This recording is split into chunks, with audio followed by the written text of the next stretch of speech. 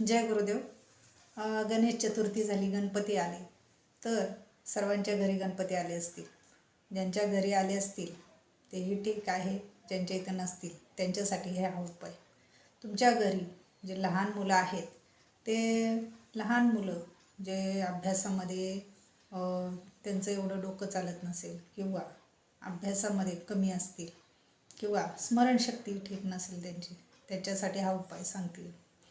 तर लहान मुलांना गणपती बाप्पांपुढं एक 5 ते 10 मिनटं तुम्ही बसवा आणि त्यांना गणपती बाप्पा हे बुद्धीचे देवता आहेत, तर गणपती बाप्पांना अशी प्रार्थना करायला सांगा, गणपती बाप्पा मला बुद्धी द्या, गणपती बाप्पा मला बुद्धी द्या, असं बोलून एक 5 ते 10 मिनटं लहान मुलांना गणपती बाप्पांच्या मूर्तीसमोर, फोटोसमोर बसवा.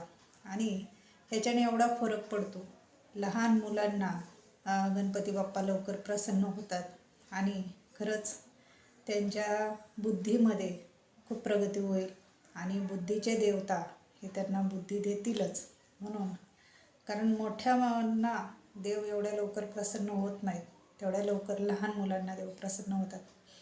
तर ज्यांच्या घरी लहान मुलं आहेत त्यांनी हे नक्की करा आणि ह्या उपायाने खूप छान मुलं तुमचे हुशार होतील आणि बुद्धीचे देवता त्यांना बुद्धी देतील. तर अनंत चतुर्थीपर्यंत हा उपाय करायचा आहे. दररोज 5 मिनटं मुलांना गणपती बाप्पांपुढे बसवून असं त्यांना बोलायला सांगायचं आहे, बाकी काही नाही. ह्याच्याने खूप फरक पडेल आणि हा स्वतः अनुभव घ्या आणि ह्याच्याने खूप छान होईल, मुलं हुशार होतील.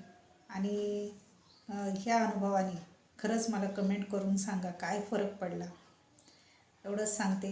आणि व्हिडिओला ज्यांनी सबस्क्राईब केलं नसेल त्यांनी व्हिडिओला सबस्क्राईब करा, कारण माझे जे रील्स असतात नवीन नवीन हे टाकले की तुम्हाला लगेच ते मिळतील आणि खूप महत्त्वाचे असतात.